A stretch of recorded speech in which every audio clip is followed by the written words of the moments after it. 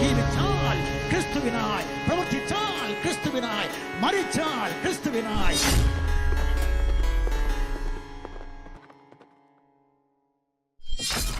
അതിലൊരു പോയിന്റ് എനിക്ക് കുറച്ച് സ്ട്രൈക്കിംഗ് ആയിരുന്നു. അപ്പൊ അദ്ദേഹം പറഞ്ഞ രണ്ട് കാര്യങ്ങൾ ഞാൻ പറയാം. അപ്പൊ നമ്മൾ സാധാരണഗതിയിൽ മനുഷ്യരെന്നുള്ള നിലക്ക് നമ്മുടെ ഒരു കാര്യം നമ്മൾ മറ്റൊരാളോട് നമ്മളത് കൺവേ ചെയ്യാൻ ശ്രമിക്കുന്നതിന് രണ്ട് ഇന്റൻഷൻ ഉണ്ടാവാം. ഒന്നുകിൽ അത് ദുരുദ്ദേശമായിരിക്കാം, അല്ലെങ്കിൽ അത് ഗുണകാംക്ഷയായിരിക്കാം. അതല്ലാതെ വേറൊന്നുമില്ല. വെറുതെ ആരോടൊന്നും ആരും പറയാറില്ല. ഒന്നുകിൽ നന്മയെ ഉദ്ദേശിച്ചിട്ടായിരിക്കാം. ഇവനും ഞാൻ മനസ്സിലാക്കിയ കാര്യം തന്നെ, എന്റെ ബോധ്യം തന്നെ, അല്ലെങ്കിൽ ഞാൻ സത്യമാണെന്ന് വിശ്വസിക്കുന്ന 100% ഇപ്പൊ അനിൽ പാസ്റ്റർ വിശ്വസിക്കുന്നത് പോലെ യേശു ക്രിസ്തുവാണ് രക്ഷാമാർഗം എന്നുള്ള വിശ്വാസം അനിൽ പാസ്റ്റർ ഉള്ളത് പോലെ ആ വിശ്വാസം എന്റെ സഹോദരനും, അല്ലെങ്കിൽ ഇപ്പൊ ഞാനാണെങ്കിലും അതാരാവട്ടെ ആയാലും അഫഹദിന് ആ കാര്യം കൃത്യമായി മനസ്സിലാകണം, അതിനെ കൊണ്ട് എനിക്കും ബെനിഫിറ്റ് ഉണ്ട് എന്നുള്ള ഒരു ചിന്താഗതിയാണ് നമുക്കെങ്കിലും നമ്മൾക്ക് ഉണ്ടാവേണ്ടത് ഗുണകാംക്ഷയാണ്. അത് പൊതുവെ നമ്മൾ കാണാറില്ല. വെച്ചിട്ട് പൊതുവെ മനുഷ്യന്മാർ അങ്ങനെ ആയിപ്പോയതുകൊണ്ടായിരിക്കാം. അതൊരു വിഷയമാണ്. രണ്ടാമത്തെ ഒരു പോയിന്റ് ബ്രദർ പറഞ്ഞൊരു കാര്യത്തിൽ എനിക്ക് തോന്നിയൊരു കാര്യം, ബ്രദർ ചോദിച്ചല്ലോ അപ്പൊ എന്നോട്, അനിൽ പാസ്റ്റർ ചോദിച്ചൊരു കാര്യം, എന്താണ് മുഹമ്മദ് നബിയിൽ കണ്ട മഹനീയമായ ഒരു മാതൃക? ഞാൻ കണ്ട ഏറ്റവും വലിയ ആ മാതൃകയിൽ ആകൃഷ്ടനായിട്ട് ആണ് ഞാനിപ്പോ നിൽക്കുന്നത്. എനിക്ക് കിട്ടിയിരിക്കുന്ന ഏറ്റവും വലിയ മാതൃക ആദാം മുതൽ മുഴുവൻ പ്രവാചകന്മാരും മോശയും യേശുവും ഒക്കെ പറഞ്ഞ കാര്യം, അവരൊക്കെ നയിച്ച ഇവരുടെയൊക്കെ പിതാക്കളായ നമ്മളെ ഈ പ്രപഞ്ചത്തിന്റെ സൃഷ്ടാവിലേക്ക് നയിക്കാനാണ് ഞാനും വന്നിരിക്കുന്നത് എന്ന് പറഞ്ഞ ഏറ്റവും മുഖ്യമായ കാര്യം. I M sticking on the basis. അങ്ങനെ പറയില്ല, ആ ബേസിക്കിൽ നിന്നുകൊണ്ടാണ് എനിക്ക് സംസാരിക്കാൻ ഇഷ്ടം. അതാണ് മുഹമ്മദ് നബിയും പറഞ്ഞത്, അതാണ് യേശു ക്രിസ്തുവും പറഞ്ഞത്. എന്റെ ബോധ്യമാണ് കേട്ടോ, അതിൽ അഭിപ്രായ വ്യത്യാസം ഉണ്ടാവാം താങ്കൾക്ക്. എന്റെ ബോധ്യം ഈ പറഞ്ഞ ആദാം മുതൽ, ആദിമ മനുഷ്യൻ മുതൽ അവസാനം വന്ന എന്ന് ഞങ്ങൾ വിശ്വസിക്കുന്ന, അല്ലെങ്കിൽ ഞാൻ വിശ്വസിക്കുന്ന ഈ മുഹമ്മദ് നബി വരെയുള്ള മുഴുവൻ ആളുകളോടും, അല്ലെങ്കിൽ അതിനുശേഷം ജീവിക്കാനിരിക്കുന്ന മുഴുവൻ മനുഷ്യരോടും, ഈ നിങ്ങളെയൊക്കെ സൃഷ്ടിച്ച സൃഷ്ടാവിനെയാണ് നിങ്ങൾ ആരാധിക്കേണ്ടത്. നിങ്ങൾ മാറിപ്പോകരുത്, നിങ്ങൾ തെറ്റിപ്പോകരുത്, നിങ്ങൾക്കുള്ള മോക്ഷമാർഗം ഞങ്ങളിലൂടെയാണ്. മോശ നൽകിയ കൽപ്പനകളെ സ്ഥാപിക്കാൻ വന്ന യേശുവും, യേശു നൽകിയ കാര്യത്തെ പൂർത്തീകരിക്കാൻ വന്ന മുഹമ്മദ് നബി സല്ലല്ലാഹു അലൈഹി വസല്ലമയും ഒക്കെ ഒരേ പാതയിലാണ് എന്നുള്ള അടിസ്ഥാനപരമായ ബേസിക്സ് ആണ് എനിക്ക് ഏറ്റവും ഇഷ്ടമുള്ള കാര്യം. അതിൽ ആകൃഷ്ടനായിട്ടാണ് ഞാൻ ഈ നിൽക്കുന്നത്. അതുകൊണ്ടാണ് ഞാനൊരു മുസ്ലിം ആയത്, അതുകൊണ്ടാണ് ഞാനൊരു വിശ്വാസിയായത് ആക്ച്വലി. അപ്പൊ ആ ബേസിൽ നിൽക്കാതെ നമ്മള്, അതുകൊണ്ടാണ് ഞാൻ ആദ്യം എന്റെ ചോദ്യത്തിന്റെ ഒരു പ്രസക്തി എന്താണെന്നറിയോ? ആദ്യത്തിന്റെ ചോദ്യത്തിന്റെ പ്രസക്തി എന്ന് പറഞ്ഞാൽ, നമ്മള് ഒരു റാഷണൽ മെന്റാലിറ്റിയോടെ, അല്ലെങ്കിൽ ഒരു ഏത്തിയസ്റ്റിക് മെന്റാലിറ്റിയോടെ, അല്ലെങ്കിൽ നമ്മളൊക്കെ അങ്ങനെ ഭയങ്കര ഈഗോയിസ്റ്റിക് ആയിട്ടൊക്കെ ആലോചിച്ച് കഴിഞ്ഞാൽ നമ്മൾക്ക് ഇതിലൊക്കെ നോക്കിക്കഴിഞ്ഞാൽ ഒരുപാട് നമ്മുടെ സാമാന്യ ബുദ്ധിക്ക് നിരക്കാൻ പറ്റാത്ത, ഇപ്പൊ നേരത്തെ അനിൽ പാസ്റ്റർ പറഞ്ഞ പോലെ സ്വർഗം, നിങ്ങൾക്ക് അങ്ങനെ ഒരു ദൈവം ഉണ്ട്, എന്നാ പിന്നെ അവൻ ഇങ്ങോട്ട് കൊണ്ടുപോവാ. എന്നോടൊക്കെ ചില പറഞ്ഞു, നീ ദൈവത്തെ ഒന്ന് കാണിച്ചിട്ട് ഞാൻ ദൈവത്തിൽ വിശ്വസിക്കും. എനിക്ക് ദൈവത്തെ കൊണ്ടുവരാൻ പറ്റും? അവനും ഞാനൊക്കെ അതേ ദൈവം സൃഷ്ടിക്കപ്പെട്ടവനാണ്. അപ്പൊ അവനോട് എനിക്ക് എന്താ പറയാൻ പറ്റുക? നീ ഒന്ന് ആലോചിക്ക്, മനസ്സിലാക്ക്. എനിക്ക് പറയാൻ പറ്റും, ഗുണകാംക്ഷയോടെ അവനോട് പറയാൻ പറ്റും. അവന് സ്വീകരിക്കാൻ പറ്റൂലേ? എനിക്ക് എന്ത് ചെയ്യാൻ പറ്റും? എനിക്കൊന്നും ചെയ്യാൻ പറ്റില്ല. ഈ രീതിയിലാവണ്ടേ നമ്മുടെ സംവാദങ്ങൾ? അതല്ലാതെ എനിക്കറിയാം, എനിക്ക് സ്ട്രാറ്റജികളൊക്കെ അറിയാം. ഇപ്പൊ മിഷണറിമാരോട്, അത് ഞാൻ ഒരു വിഭാഗത്തെ മാത്രം കുറ്റപ്പെടുത്തി പറയുന്നില്ല. ഇത് രണ്ട് വിഭാഗത്തിലുണ്ട്. ചിലരൊക്കെ ആവേശ കമ്മിറ്റിക്കാരാണ്. അവർക്ക് ആളുകൾ ഫോളോ ചെയ്യണം, അവർക്ക് വലിയ ആളാകണം. ഇത് ഞാൻ എല്ലാ വിഭാഗത്തെ കുറിച്ച് തന്നെ പറയുന്നത്. എന്തിനാണ് ഇങ്ങനെയൊക്കെ? ഇതൊക്കെ കിട്ടിയിട്ട് ഇപ്പൊ ഇന്ന് രാത്രി ഞാൻ മരിച്ചു കഴിഞ്ഞാൽ നാളെ രാവിലെ I am going to open my eyes on different world. അതിലെനിക്ക് കൃത്യമായിട്ട് ബോധ്യമുണ്ട്. അപ്പൊ ഞാൻ ഇതൊക്കെ ചെയ്യുന്നതിൽ എന്റെ ഗുണകാംക്ഷ, ഇതിപ്പോ എന്റെ ഈ സംസാരം കേട്ടിട്ടും ആർക്കെങ്കിലും ഒരു മാറ്റം, ഇങ്ങനെ വളരെ അധികം തുപ്പിയതും ഇതൊക്കെ പറഞ്ഞ കണ്ണിൽ തുപ്പി യേശുവിനെ കുറ്റം പറയുന്ന ആളുകൾ, അവർ വിചാരിക്കുന്നത് അവരുടെയും കൂടെ പ്രവാചകനായ യേശു ക്രിസ്തു. ആ യേശു ക്രിസ്തു കണ്ണിൽ തുപ്പിയിട്ടില്ലേ, അവിടെ ഇതാക്കിയിട്ടില്ലേ, ബൈബിളിൽ അങ്ങനെ ഇല്ലേ എന്നൊക്കെ പറഞ്ഞിട്ട് വിമർശിക്കുന്ന ആളുകളോടും എനിക്ക് വിയോജിപ്പാ.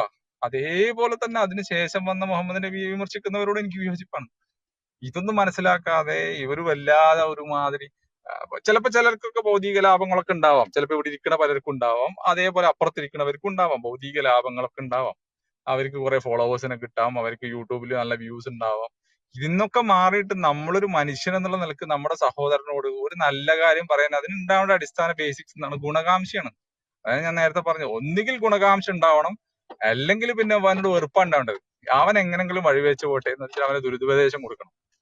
ഇതിൽ രണ്ടിലും ഒന്നുമില്ലാത്ത രീതിയിൽ നമ്മൾ എന്തിനാണ് ഇങ്ങനെ തല്ലുകൂട്ടണമെന്നാണ് എന്റെ ചോദ്യം. ഞാനിത് പറയാൻ വേണ്ടിട്ട് വളരെ നേരത്തെ ഞാൻ ശ്രമിച്ചുകൊണ്ടിരിക്കുകയാണ്. വളരെ അഗ്രസീവ് ആയിട്ടാണ് രണ്ട് ഭാഗത്തുള്ളവരും സംസാരിച്ചത്. ഞാൻ സത്യം പറയാലോ, രണ്ട് ഭാഗത്തുള്ളവരും വളരെ അഗ്രസീവ് ആയിട്ടാണ്. അതിൽ ഏറ്റക്കുറച്ചിലുകൾ ഉണ്ടാവാം. എന്നാലും എന്തിനാണ് ഇങ്ങനെയൊക്കെ മനുഷ്യന്മാര് സംസാരിക്കണത്? അനിൽ പാസ്റ്ററെ. സാറേ, നന്ദി. താങ്കൾ പറഞ്ഞ കാര്യങ്ങൾക്ക് നന്ദി. അങ്ങ് പറഞ്ഞ ഒട്ടും പ്രായോഗികമായൊരു കാര്യമല്ല. അങ്ങ് പറഞ്ഞത് കണ്ണില് ചേറുണ്ടാക്കിയ യേശുവിനെ വിമർശിച്ച ഭഗത് ചെയ്തത് തെറ്റാണ്. കാരണം മുസ്ലിങ്ങളും ആദരിക്കുന്ന ആളാണ് യേശു ക്രിസ്തു. അതുപോലെ അതിനുശേഷം വന്ന പ്രവാചകനായ മുഹമ്മദിനെ ഒട്ട് പറഞ്ഞതും തെറ്റാണ് എന്നാണ് അങ്ങ് പറയുന്നത്. അപ്പോ ഈ ഞങ്ങൾക്കത് ഒരിക്കലും സ്വീകാര്യമായ ഒരു കാര്യമല്ല. അത് ഞങ്ങളെ അപമാനിക്കുകയാണ് അങ്ങ് ചെയ്യുന്നത്. കാരണം എന്താന്ന് വെച്ചാൽ, ഈ മുഹമ്മദിന് മുമ്പ് യേശുവിന് ശേഷമായിട്ട് മാന്യനായ ഒരു മനുഷ്യൻ വന്നിരുന്നു. മാനി എന്നാണ് പേര്. മാനിക്കയനിസം എന്നാണ് അദ്ദേഹത്തിന്റെ മതത്തിന്റെ പേര്. ഈ മാനി ഒത്തിരി ജീവിത മൂല്യങ്ങൾ സൂക്ഷിച്ച വളരെ ആദരണീയനായ മനുഷ്യനാണ്. സമൂഹം ഏറെ അംഗീകരിച്ച ഒരു ക്രിസ്തീയ സന്യാസിയായിരുന്നു. അദ്ദേഹം ലോകത്തോട് വിളിച്ചു പറഞ്ഞു, യേശു എനിക്ക് ശേഷം ഒരാൾ വരുമെന്ന് പറഞ്ഞു. ആരാണ് ആ വ്യക്തി? സത്യത്തിന്റെ ആത്മാവ് എന്ന ഒരു കാര്യസ്ഥൻ, അത് ഞാനാണ് എന്ന് വിളിച്ചു പറഞ്ഞു. ഈ മാനിയുടെ ആളുകളെ പിന്നീട് അവർ ഒത്തിരിയേറെ സ്പ്രെഡായി. ഈ മാനിക്കേനിസം എന്നാണ് ഇതറിയപ്പെടുന്നത്. ഈ മാനിക്കേനിസ്റ്റുകളൊക്കെ പിന്നീട് ഇസ്ലാമിന്റെ വളർച്ചയിൽ ഒത്തിരി തകർന്നുപോയി. അതുപോലെ ക്രിസ്ത്യാനിറ്റിയിലെ ആളുകൾ അവരോട് എതിർത്തു. ക്രിസ്ത്യാനിറ്റിയുടെ ഒരുപറ്റ ആളുകൾ അവരെ പിന്തുണച്ചു. അവരൊക്കെ കേരളത്തിൽ വരെ ചാടിയിട്ടുണ്ട്. മറ്റൊരു രൂപത്തിലും ഭാവത്തിലും ഒക്കെ കേരളത്തിലുണ്ട്. അപ്പോൾ അതുകൊണ്ടാണ് ഈ മാനിക്കേനിസം, അതുമായി ബന്ധപ്പെട്ട ഒത്തിരി വാദങ്ങൾ ഞങ്ങൾ തന്നെ മുമ്പോട്ട് വെച്ചിട്ടുണ്ട്. പക്ഷെ ഈ മാനി ഒത്തിരി ക്വാളിറ്റി ഉള്ള ആളാണ്. അദ്ദേഹം സ്വകാര്യ ജീവിതത്തിലൊന്നും യാതൊരു കുഴപ്പക്കാരനുമല്ല, കൊള്ളക്കാരനല്ല, പിടിച്ചുപറിയില്ല. സ്വകാര്യ ജീവിതം വളരെ ഡീസന്റ്, സ്ത്രീ വിഷയങ്ങളില്ല. ഇങ്ങനെ ഒരു മനുഷ്യനാണ്. ഈ മനുഷ്യനെ ഞങ്ങൾ അംഗീകരിക്കുന്നില്ലല്ലോ പ്രവാചകനായിട്ട്. ഇത്രയും യോഗ്യനായൊരു മനുഷ്യനെ ഞങ്ങൾ അംഗീകരിക്കുന്നില്ല. അങ്ങനെ വരുമ്പോഴാണ് ലോകത്തിൽ വന്ന്, ഞാൻ മുമ്പേ സൂചിപ്പിച്ച് വീണ്ടും ആവർത്തിക്കുന്നു, ഈ പ്രവാചകന്മാരിലെല്ലാം നന്മയുണ്ട് സാർ. വളരെ മാന്യതയും മാതൃകയൊക്കെ ഉണ്ട്. അള്ളാഹുവിന്റെ പ്രവാചകരിലും ഈ മാതൃക ഉണ്ടെന്നാണ് പറയുന്നത്.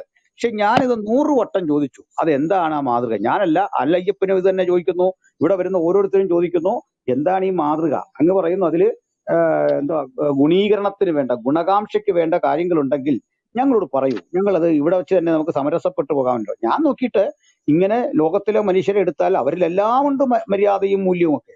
ഞാനൊരു മൂല്യവും മുഹമ്മദിൽ കണ്ടിട്ടില്ല. അതെന്റെ കാഴ്ചയുടെ പ്രശ്നമോ മുൻവീതിയുടെ പ്രശ്നമോ എന്ന് എനിക്കറിയില്ല. അങ്ങ് കിതാബ് ഉദ്ധരിച്ച് ഇന്ന ഇന്ന മൂല്യങ്ങൾ മുഹമ്മദിലുണ്ട്, അതെന്തുകൊണ്ട് നിങ്ങൾ അംഗീകരിക്കുന്നില്ല? എനിക്ക് തോന്നില്ല മുഹമ്മദ് എവിടെ വെച്ചെങ്കിലും പറഞ്ഞിട്ടുണ്ട് മോശ പ്രവചിച്ച ആവർത്തനം 18 പ്രവാചകൻ ഞാനാണെന്ന് പറഞ്ഞായിട്ട് എനിക്കറിയില്ല. അതുപോലെ യേശുക്രിസ്തു പ്രവചിച്ച പാരാക്ലീറ്റോസ് ഞാനാണെന്ന് മുഹമ്മദ് എവിടെയെങ്കിലും പറഞ്ഞായിട്ട് എനിക്കറിയില്ല. ഇനിയും പറഞ്ഞോട്ടെ, അത് നിങ്ങളുടെ ആളുകൾ പ്രസംഗിച്ച് കേട്ടിട്ടുണ്ട്. ഇതിനു ശേഷം വന്ന ആൾ ഇദ്ദേഹമാണെന്ന് അദ്ദേഹം സ്ഥാപിച്ചാൽ നമുക്ക് വേണ്ടത് ഇവരിലുള്ള ക്വാളിറ്റികൾ മുഹമ്മദിലുണ്ടോ, അവരെക്കാൾ മുകളിലാണോ യോഗ്യതകൾ, അതിനേക്കാൾ താഴെയാണോ യോഗ്യതകൾ? ഈ പരിശോധനയിലാണ് ഇദ്ദേഹം ശ്രേഷ്ഠനാണ്, അന്ത്യപ്രവാചകനാണ് എന്ന് പറയുന്നത്. താങ്കളും എല്ലാവരെയും പോലെ പറയുന്നത് മുഹമ്മദിനെ ആദരിക്കാൻ ലോകം ബാധ്യസ്ഥരാണ്. ആകാം, ഞങ്ങൾ അത് ഉൾക്കൊള്ളുന്നു. അങ്ങനെയെങ്കിൽ ലോകത്തെ നിങ്ങൾ പഠിപ്പിക്കേണ്ട, ഇപ്പൊ ഹിന്ദു സഹോദരന്മാരും എല്ലാം ഉണ്ട്, ഇവരെല്ലാം ഉൾക്കൊള്ളാൻ തയ്യാറാകും. എന്റെ കാരണം, ഞങ്ങൾ എന്തിനാണ് ദൈവം അയച്ചൊരു ദൈവ മനുഷ്യനെ നിരാകരിക്കുക വഴി ഞങ്ങൾ ശാപം വരുത്തി വെക്കുന്നത്? എങ്ങനെ? എന്തിനാ? അത് പാപമല്ലേ? ദൈവത്താൽ അയക്കപ്പെട്ട മോശയെ അയച്ച, യേശുക്രിസ്തുവിനെ അയച്ച അതേ ദൈവം അയച്ച ഒരു ദൈവമകനെ ഞങ്ങൾ തള്ളിക്കളയോ? തള്ളിക്കളഞ്ഞാൽ അത് തെറ്റാണ്. ഞങ്ങൾ ഇനി എന്തിനു വേണ്ടി വാദിച്ചാലും അത് തെറ്റാണ്. പോപ്പുലാരിറ്റിക്ക് വേണ്ടിയോ താങ്കൾ പറഞ്ഞ പോലെ അത് ഞങ്ങളുടെ മീതെ കനത്ത ശിക്ഷ ഉണ്ടാവും. ആ ശിക്ഷ ഞങ്ങൾക്ക് വരാതിരിക്കാൻ അങ്ങ് ദയവായി പറഞ്ഞു തരൂ, എന്താണ് ഈ മുഹമ്മദിൽ നിന്ന് ലോകം പഠിക്കേണ്ട മാതൃകകൾ? അങ്ങ് പറഞ്ഞ ഒറ്റ കാര്യമുള്ളൂ, ഇതിനുശേഷം വന്ന ആളാണെന്ന് പറഞ്ഞു. ഇതേ കാര്യം ഇതിലും മാന്യമായിട്ട് പറഞ്ഞ മാനിയുടെ കാര്യം തന്നെ ഞാൻ ഉദാഹരണം വെച്ചേ. മാനിക്കേനിസത്തിന്റെ വക്താവിന്റെ ഏറ്റവും മാന്യനായ ഒരു മനുഷ്യൻ, ആ വ്യക്തി പോലും ഞങ്ങൾക്ക് ദൈവമകനല്ല, ഞങ്ങൾക്ക് സ്വീകാര്യനല്ല, ഏത് കണ്ടിന്യൂറ്റി അദ്ദേഹം അല്ല. അങ്ങനെയെങ്കിൽ ഞങ്ങൾക്ക് മുഹമ്മദിൽ ഏതെങ്കിലും ഒരു മാതൃക കാണാൻ കഴിയുന്നില്ലെന്ന് മാത്രമല്ല, ജീവിതത്തിൽ യേശുവൊക്കെ എന്തോ പഠിപ്പിച്ചോ അതിനെ ഘടകവിപരീതമാക്കി തിരിച്ചു വിട്ടു. 6-ാം നൂറ്റാണ്ടിലേക്ക് മനുഷ്യനെ അവിടെ നിന്നും ദൂരേക്ക് ഒരു ശിലായുഗ സംസ്കാരത്തിലേക്ക് മനുഷ്യരാശിയെ കൊണ്ടുപോയി. ഉദാഹരണം, ദത്തെടുപ്പ് എന്നൊരു വിഷയം തന്നെ ഉണ്ട് ബേസ് ലേഖനത്തിൽ. ദത്തെടുക്കുക എന്നുള്ളത് ക്രിസ്തീയ പ്രമാണത്തിലെ ഏറ്റവും സുപ്രധാനമായ ഒരു അനുഷ്ഠാനം തന്നെയാണ്. നിങ്ങൾക്ക് ഒരു മകനെ ദത്തെടുക്കാം, ഒരു പെണ്ണിനെ ദത്തെടുക്കാം, സ്വന്തം മകനായിട്ട് അവരെ വളർത്താം. ഈ നല്ല കാര്യത്തെ പോലും നേരെ തരം തിരിച്ചു വിട്ടിട്ട് ആ ദത്തുപുത്രന്റെ ഭാര്യയെ തന്നെ കല്യാണം കഴിക്കുന്ന ഒരു മനുഷ്യൻ, അദ്ദേഹത്തിൽ ഞാനൊരു മാതൃക അക്കാര്യത്തിൽ കാണുന്നില്ല. പിഞ്ചുകുട്ടിയെ കല്യാണം കഴിക്കുന്ന സ്വന്തം സുഹൃത്തിന്റെ മകളെ അദ്ദേഹം വിലക്കിയിട്ടും അത് അള്ളാഹുവിൽ നിന്നുള്ള അനുഗ്രഹമാണെന്ന് പറഞ്ഞ് കല്യാണം കഴിക്കുന്ന ഒരു മനുഷ്യൻ. തടിയും തൂക്കവും വർദ്ധിച്ചതിന്റെ പേരിൽ സൗദയെ ഉപേക്ഷിക്കുന്ന, ഭാര്യ ഉപേക്ഷിക്കുന്ന ഒരു മനുഷ്യൻ. ഖദീജയുടെ അഭാവത്തിൽ ഇദ്ദേഹത്തിന്റെ കുട്ടികളെ വളർത്തിയ ആളാണ് സൗദ എന്നോർത്തോളം. ഒത്തിരി ആശ്വാസമായി ഭവിച്ച ആ സൗദയ്ക്ക് പ്രായമായി, തടിയും തൂക്കവും വർദ്ധിച്ചു, വാർദ്ധക്യം കൂടി. അപ്പോൾ ഉപേക്ഷിച്ച് കളഞ്ഞു, മദീനയെ വെച്ച് വീണ്ടും തിരിച്ചെടുക്കുന്ന ഒരു മനുഷ്യൻ. അങ്ങനെയുള്ള ഒരാളില് ഞാൻ ധാർമ്മികമായി ഒരു മര്യാദ കാണുന്നില്ല. രണ്ട്, അദ്ദേഹം ഞാൻ കണ്ടെടുത്തോളം, ഞാൻ മനസ്സിലാക്കിയെടുത്തോളം ഈ ആയത്തുകളൊക്കെ ഇറക്കുന്ന സന്ദർഭം എന്ന് പറയുന്നത് അദ്ദേഹത്തിന്റെ സ്വകാര്യതയുമായി ബന്ധപ്പെട്ട കാര്യങ്ങളാണ്. വീട്ടിലെ തർക്കം, ഭാര്യമാർ തമ്മിലുള്ള തർക്കം, ആയിഷയെ അദ്ദേഹം ജാരശങ്ക കൊണ്ട് സംശയിക്കുന്നു. അതുപോലെ തന്നെ അദ്ദേഹത്തിന് സൈനബിനെ വിവാഹം കഴിക്കണം, ഇങ്ങനെയൊക്കെയുള്ള, അല്ലെങ്കിൽ ആരെങ്കിലും അദ്ദേഹത്തെ വല്ല ചീത്തയും പറഞ്ഞു, അപ്പോൾ ഒരു ആയത്ത് അവതരിക്കുന്നു. അദ്ദേഹത്തിന്റെ ഇളയപ്പയായിട്ടോ പ്രശ്നം ഉണ്ടാകുന്നു, അപ്പോൾ ഒരു ആയത്ത് അവതരിക്കുന്നു. ഇതിൽ നിന്ന് എത്രയോ വ്യത്യാസമാണ് ബൈബിളിലെ വചനങ്ങൾ അവതരിച്ച കാലം. അത് മോശ ഇതിനു വേണ്ടി പോയി 40 ദിവസങ്ങള് ഫാസ്റ്റിംഗ് ഒക്കെ ഇരുന്ന് ആ രൂപത്തിൽ പ്രാപിക്കുന്ന പഴയ നിയമവും യേശുക്രിസ്തുവിന്റെ കാലഘട്ടത്തിൽ അപ്പോസ്തലന്മാർ അനുഭവിച്ച പീഡകളും യാതനകളും ക്രൂരതകളും അവരോട് റോമൻ ഭരണരോട് ഇടപെട്ട രീതികളും ഒക്കെ താങ്കൾക്കറിയില്ലേ? ഇവ തമ്മിൽ എങ്ങനെയാണ് സാർ അങ്ങ് പൊരുത്തപ്പെടുത്തുന്നത്? ഒരാശയത്തിന് വേണ്ടി ഒരാൾ മരിക്കുന്നത് അഭിമാനകരമാണ്. പോരാടി ആശയത്തിന് വേണ്ടി ഭഗത് സിംഗിനെ പോലൊക്കെ മരിക്കുന്നത്. ബൈബിളിലെ അപ്പോസ്തലന്മാരും അനുഗാമികളും എല്ലാം ഇങ്ങനെ മരിച്ചവരാണ്. സിംഹത്തിന്റെ മുമ്പിൽ എറിയപ്പെട്ട് മരിച്ചവര്, ചുണ്ണാമ്പ് ചൂളയിൽ മുക്കിക്കൊന്ന ആളുകള്, ക്രൂശിൽ തറച്ചു കൊല്ലപ്പെട്ട ആളുകള്, വാളിന്റെ വായ്ത്തലയ്ക്ക് വെട്ടിക്കൊന്ന ആളുകള്. ഇസ്ലാമിന്റെ ചരിത്രത്തിൽ മാന്യമായി മരണം കിട്ടിയ ഒരാളെങ്കിലും ഉണ്ടോ? ഒരാശയത്തിന് വേണ്ടിയോ അല്ലാതെയോ സ്വന്തം അങ്ങോട്ടും ഇങ്ങോട്ടും അടിച്ചു പിരിയുക, എന്നിട്ട് സച്ചരിതരായ ഖലീഫമാരുടെ കാലം തന്നെ വിശേഷിപ്പിക്കുക. ആരാണ് സാർ ഉസ്മാനെ കൊന്നത്? അത് അബൂബക്കറിന്റെ മകനായ മുഹമ്മദാണ്. വന്നിട്ട് ക്രൂരമായി പട്ടിണിക്കിട്ട് കൊല്ലുകയാണ്. അപ്പൊ ഇവരെ രണ്ടുപേരെയും പറയുമ്പോൾ അലി അള്ളാഹു എന്നൊക്കെ നിങ്ങൾ ഇങ്ങനെ പറഞ്ഞുകൊണ്ടിരിക്കും. ഉസ്മാനെ കുറിച്ച് പറയുമ്പോൾ ഇത് പറയണോ വേണ്ട എന്ന് പറയും. ഉസ്മാൻ അല്ലേ കുന്തത്തിന്റെ അഗ്രത്ത് കുന്തം ഖുറാൻ കെട്ടിവെച്ചിട്ട് ഉസ്മാനെ നേരെ അലിക്ക് നേരെ യുദ്ധത്തിന് വേണ്ടി ചെന്നത്? രണ്ടുപേരും ഇസ്ലാമിലെ പരിശുദ്ധന്മാരായ ആളുകളാണ്. ഹസനെയും ഹുസനെയും കൊന്നുകളഞ്ഞു. കർബല യുദ്ധത്തിൽ ഹർറ സംഭവം ഉണ്ടല്ലോ, കാബയിലെ കറുത്ത കല്ല് കത്തിച്ചു. ഇങ്ങനെയുള്ള സംഭവങ്ങളിലൂടെ ഭീകരതയാണ് ഇസ്ലാം ലോകത്തിന് കൊടുക്കുന്നത്. മുഹമ്മദിൽ നിന്ന് ലോകം പഠിച്ചതല്ല, ഭീകരതയുടെ പാഠങ്ങളാണ്. മനുഷ്യന്റെ തല വെട്ടുന്ന, അല്ലെങ്കിൽ തെറ്റായ ഒന്നിലധികം കല്യാണം നിയമപരമാക്കുന്ന, സ്ത്രീക്ക് യാതൊരു പരിഗണന ഇല്ലാതെ വരുന്ന, പുരുഷ ലൈംഗികതയുടെ ആധിപത്യത്തിനും അവരുടെ സുഖസൗകര്യത്തിനും വേണ്ടി എഴുതിയ കാര്യങ്ങളായിട്ട് ഞങ്ങൾ ക്രിസ്ത്യാനികൾക്ക് ഖുർആൻ വായിച്ചിട്ട് മനസ്സിലാവുന്നുള്ളൂ. വിഭിന്നമായ വല്ലതും ഉണ്ടെങ്കിൽ അങ്ങേക്ക് ഈ ടീം, ഈ ഗ്രൂപ്പ് പരമാവധി സമയം അദ്ദേഹത്തിന് കൊടുക്കണം. ആ കാര്യങ്ങൾ നമുക്ക് ചർച്ച ചെയ്യണം. ഞാനൊരു യാത്രയിലാണ്. അനിലയ്യപ്പൻ സാറ് മറുപടി പറയുന്നതാണ് എന്റെ പ്രതീക്ഷ. ഓക്കെ, ഞാൻ ഒരു സെക്കൻഡ് നബീലിലേക്ക് വരാം. നബീൽ ഒരു സെക്കൻഡ്. അനിലജൻ എന്തോ ആഡ് ചെയ്യാനുണ്ട്. അനിലജ കേൾക്കുന്നുണ്ടോ? കേൾക്കുന്നുണ്ട്. ഒന്ന് പറയാമോ? അദ്ദേഹം ഇപ്പൊ ഇവിടെ പറഞ്ഞപ്പോ, നബിയിലൂടെ പറഞ്ഞു കഴിഞ്ഞപ്പോ, ആദം മുതലുള്ള എല്ലാ പ്രവാചകന്മാരും പറഞ്ഞ ദൈവത്തിലേക്ക് മനുഷ്യരെ നയിക്കാനാണ് മുഹമ്മദ് നബി വന്നതെന്ന് പറഞ്ഞു. വാസ്തവത്തിൽ ഈ ആദം മുതലുള്ളവർ പറഞ്ഞ ദൈവത്തിനെ മുഹമ്മദിന് അറിയുക പോലും ഇല്ല. ആ ദൈവം ആരാണ്, ആ ദൈവത്തിന്റെ സ്വഭാവം എന്താണ്, ആ ദൈവത്തിന്റെ നിയമങ്ങൾ എന്താണ്, ആ ദൈവത്തിന്റെ സ്വഭാവ സവിശേഷതകൾ, ഗുണങ്ങൾ എന്താണ്, ഇതിനെക്കുറിച്ചൊന്നും യാതൊരു ധാരണയും മുഹമ്മദിനില്ല. മുഹമ്മദ് പറയുന്ന ഈ ദൈവം എന്ന് പറഞ്ഞ, ഇവരുടെ ദൈവം എന്ന് പറയുന്നത് അവിടെ ഉണ്ടായിരുന്ന ഇസ്രായേൽ ജനവുമായിട്ട്, അല്ലെങ്കിൽ ആദം മുതലുള്ള ഈ പ്രവാചകന്മാർ, അത് ഇസ്രായേലിൻ്റെ അകത്താണല്ലോ വരുന്നത്, അവർക്ക് ആർക്കും അറിയാത്ത അള്ളാഹു എന്ന് പറയുന്ന ഒന്നാണ്. അത് ഖുറൈശികളുടെ ഇടയിൽ ഉണ്ടായിരുന്ന ലാത്ത, ഉസ, മനാത്ത എന്ന് പറയുന്ന മൂന്ന് പെൺമക്കളുടെ ബാപ്പയായിരിക്കുന്ന 360 എണ്ണത്തിൽ ഒരെണ്ണമാണത്. അതെങ്ങനെയാണ് ബൈബിളിലുള്ള ഏകദൈവമാകുന്നത്? അതാവുകയില്ല. അപ്പൊ അത് തെറ്റായ ഒരു സ്റ്റേറ്റ്മെന്റ് നടത്തിയ ആളുകളെ തെറ്റിദ്ധരിപ്പിക്കുകയാണ് അദ്ദേഹം ഇവിടെ ചെയ്തത്. മോശ മുഖാന്തരം നൽകിയ ന്യായപ്രമാണത്തിന്റെ അടിസ്ഥാനമായിരിക്കുന്ന 10 കൽപ്പനകളാണ്. പിന്നെ 10 കൽപ്പനകളുടെ വിശദീകരണമാണ് ബാക്കി 613 കൽപ്പനകൾ. ഈ 10 കൽപ്പനകളിൽ 9 എണ്ണവും ലംഘിച്ച വ്യക്തിയാണ് മുഹമ്മദ്.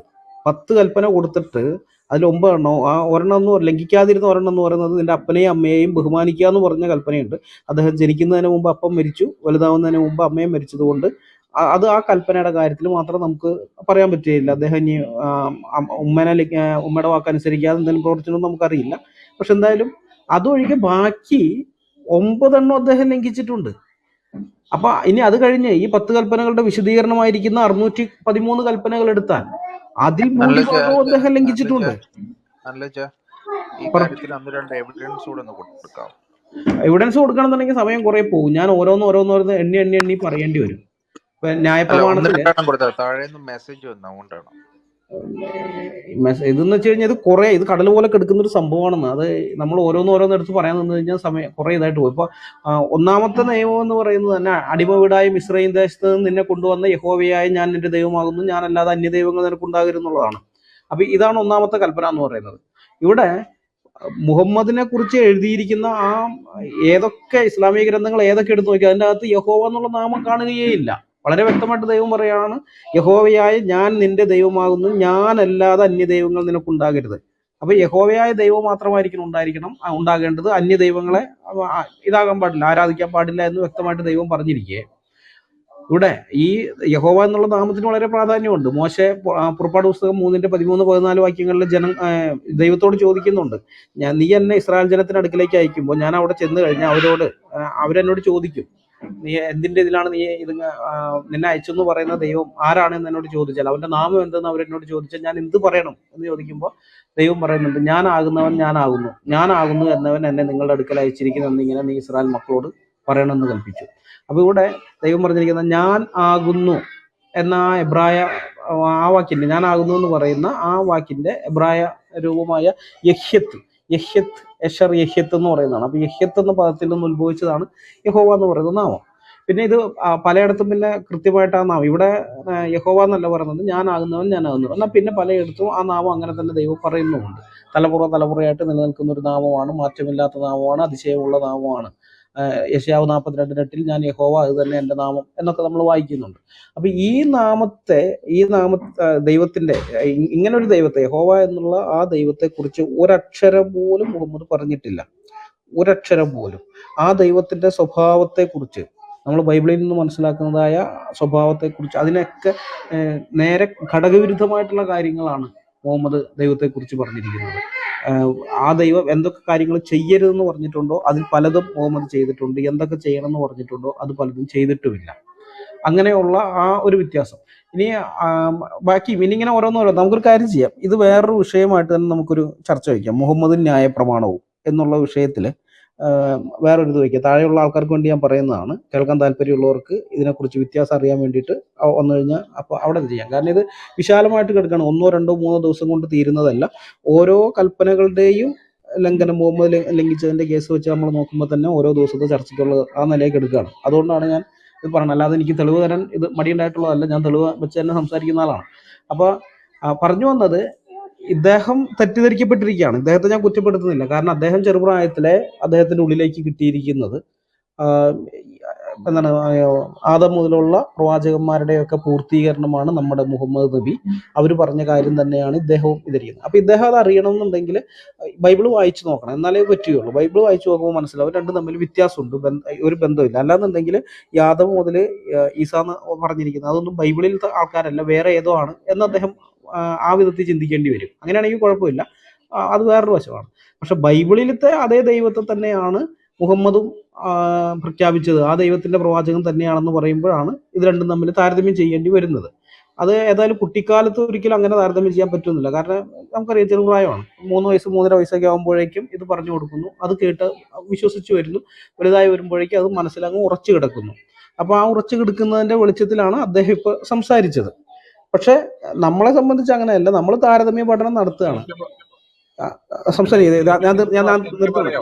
ഞാൻ നിർത്തുകയാണ്.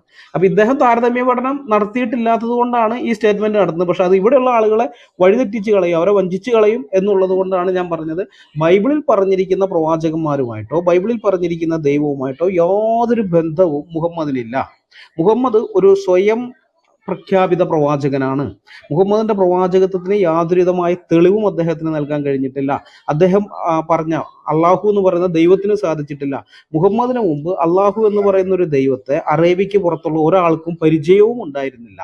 ഇതെല്ലാം അവിടെ അതിനകത്തുള്ളതാണ്. പിന്നെ അഡ്രസ് ഇല്ലാത്ത പ്രവാചകൻ എന്നുള്ള ഒരു ചീത്തപ്പേര് വരുന്നത് കണ്ടു കഴിഞ്ഞപ്പോഴാണ് മറ്റുള്ള മുസ്ലിങ്ങളായിരിക്കുന്ന ആളുകളെ ഇതുമായിട്ട് കണക്ട് ചെയ്തിട്ട് പറയുന്നത് ഞങ്ങളുടെയും ദൈവമൊക്കെ ഒന്നാണെന്നുള്ള നിലയിൽ പിന്നെ വരുന്നത്. അപ്പൊ അത് ഞങ്ങളത് അംഗീകരിക്കുന്നതല്ല. കാരണം ഞങ്ങളെ സംബന്ധിച്ച് ഇപ്പൊ മാനിക്കാനിസത്തിന്റെ ആളെ പറ്റി അയൽക്കുടത്തോട്ടം മാസ്റ്റർ പറഞ്ഞു, മാനിയൊക്കെ ഇതിനേക്കാൾ എത്രയോ ഡീസന്റ് ആണ്. അദ്ദേഹത്തെ പോലും ഞങ്ങൾ അംഗീകരിച്ചിട്ടും ഇല്ല. അപ്പൊ താങ്കൾ ആ സ്റ്റേറ്റ്മെന്റ് നടത്തിയത് ശരിയല്ല. അതൊന്ന് ക്ലിയർ ചെയ്യാൻ വേണ്ടിയിട്ടാണ് ഇത്രയും പറഞ്ഞത്.